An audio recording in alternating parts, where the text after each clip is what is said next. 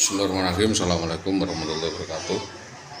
Berkaitan dengan kasus eksekusi, persekusi, dan aksi jaran atau jahatan ras yang terjadi di Jalan Mojo Lawaran Gabus pada 2011, saya masih dalam hal ini menyampaikan beberapa hal-hal berkaitan dengan aksi jahatan ras tersebut, bahwa saya benar-benar telah menjadi korban aksi brutal, arogan, anarkisme, dan premanisme yang dilakukan oknum anggota polisi atas nama Bambang Permadi, yang saat itu kita ketahui masih bribka tugas di Polsek Sukolilo, Polres Pati.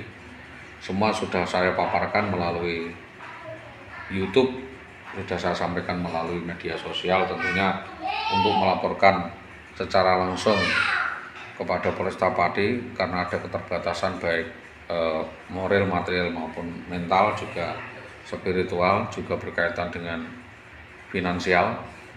Tentu saya mengikuti aturan Kapolri bahwa kita tidak boleh ghosting, kita juga tidak boleh hoax.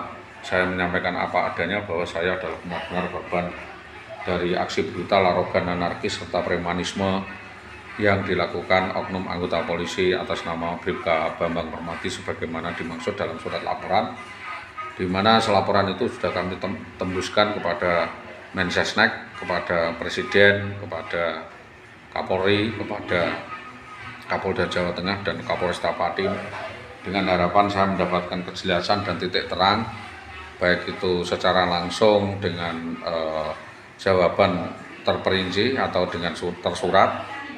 Jadi ada resum, surat, dan penelitian lanjutan terkait dengan perbuatan saudara Indah Wayudewati dan Bribka Bambang Permadi yang menurut keterangan saya, dalam pandangan saya, silakan diteliti, sudah menjalin hubungan skandal seks, skandal perselingkuhan sejak diduga tahun 2003. Jadi saudari IWW ini sejak 2003 membuka perkawinan saya ketiga tahun sudah pernah kenal untuk di Pati atau di mana, lalu jalinan itu mulai tambah rapat sejak tahun 2005, di mana saudari IWW kalau pulang ke Magelang ya mungkin diantar oleh yang bersangkutan karena saya juga tidak diperkenankan untuk mengantar sampai Magelang. Jadi saya disuruh sepeda motor sendiri. Bahkan saya pernah terjatuh atau kecelakaan di Kopeng, saudara Indah juga tidak mempedulikan saya sebagai seorang suami. Maka dari itu, ini saya tuntut dari gejala-gejala itu dari awal atas perbuatan-perbuatan dan sindikat mafia yang diduga dikembangkan oleh saudara Indah Wayudewati di Pati ini, itu dilakukan bersama-sama dengan teman-teman guru ya. Teman-teman gurunya waktu itu, sindikatnya ada di Winong, Listiani siapa itu, dan Krisnawati, dan beberapa adalah Istian Ahmad Dakawati, Murwati, dan Rintiatun Gunati, dan sebagainya. Mungkin bapak-bapak intelijen bisa menyelidiki perkembangan kasus itu, sehingga kenapa kasus itu sampai sekarang belum terungkap dan belum jelas, karena mungkin melibatkan stakeholder, kepala sekolah maupun kepala dinas, baik di kepala dinas di Winong, kepala dinas di Gabus atau Tambak Romo, yang diduga menutup-nutupi atau terlibat di dalam sindikat mafia ya yang ada di internal dinas pendidikan berkaitan dengan bantuan-bantuan atau pelaksanaan lelang bos atau dapodik atau pelaksanaan DAK dan sebagainya yang tidak sesuai dengan harapan. Maka dari itu, dari berbagai keterangan kami yang selama ini kami sampaikan, dengan harapan kepolisian dapat mengakomodir keterangan kami, karena kasus ini jelas kasus sindikat yang sudah dipersiapkan jauh hari dengan sangat matang. Tidak serta-merta saya harus mengungkap semuanya di publik, karena masih banyak yang dirahasiakan. Jadi intinya saudari WB ini sudah dijangkau atau di backingi ya dari Magelang, yaitu bapaknya atas nama Jamari dan ibunya atas nama Siti Aisyah Jamari, juga seorang Kamitu atas nama Muhammad Solikin. Hal ini juga sudah saya sampaikan, saya laporkan ke Polsek Tempuran berkaitan dengan bullying yang disampaikan kepada saya, penghinaan kepada saya selama menjadi suaminya. Padahal saya yang merekomendasikan dan mempromosikan, bahkan membiayai sekolahnya, membiayai semua kegiatannya dan menyekolahkan sampai menjadi PNS. Namun sayang, setelah menguras seluruh aset rumah tangga saya dan menipu daya saya dan menjadi PNS, dia memilih kabur dengan gendaannya, yaitu oknum anggota polisi atas nama Bribka Bambang Permati tersebut yang diduga melakukan perzinahan dan permufakatan jahat, juga persekongkolan dalam rangka untuk mengkriminalisasi saya, dan saya akan dijebak oleh suatu perkara, entah itu KDRT atau perkara lainnya, untuk dimasukkan, dijebloskan di jeruji besi.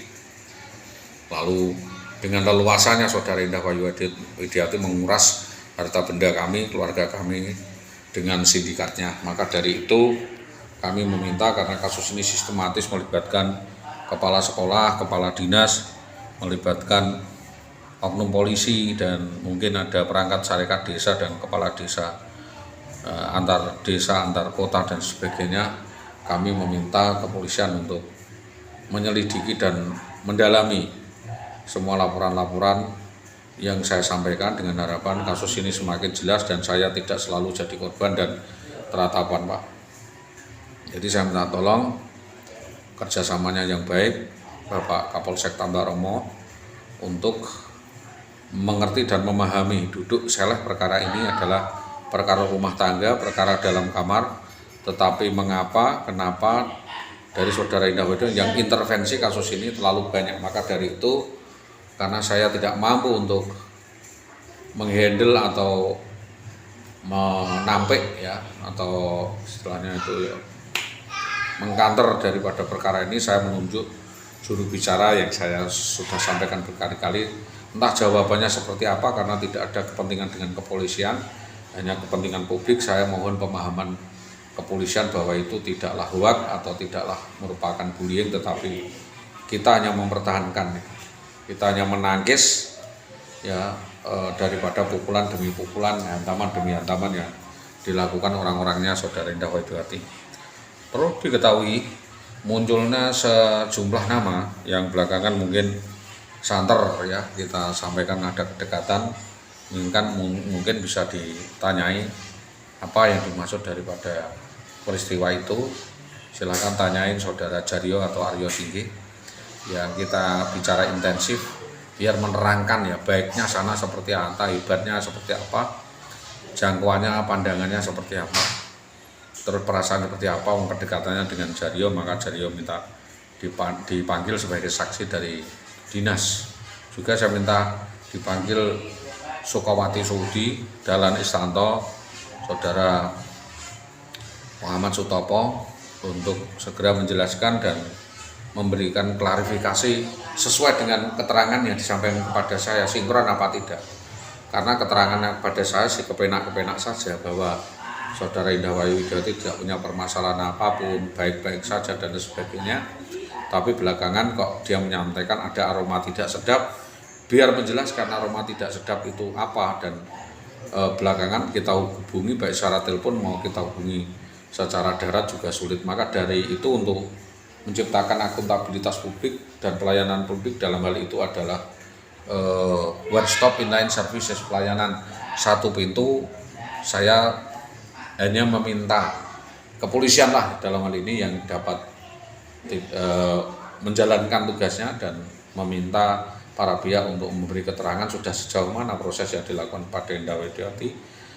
Jangan kok langsung membuat rumor istri mau kembali dan lain sebagainya. Ini harus diungkap secara strategis dan secara transparan, agar supaya kasus demi kasus itu dapat diformulakan, dikonstruksi dengan baik, sehingga penanganannya juga tidak keliru. Kan apakah ini masalah Kamtibmas atau masalah disiplin PNS, apa ini urusan kriminal, urusan dan sebagainya. Yang jelas banyak sekali yang ingin saya bicarakan dan ingin sampaikan kepada kepolisian sebelum ini nanti mengerucut kepada somasi.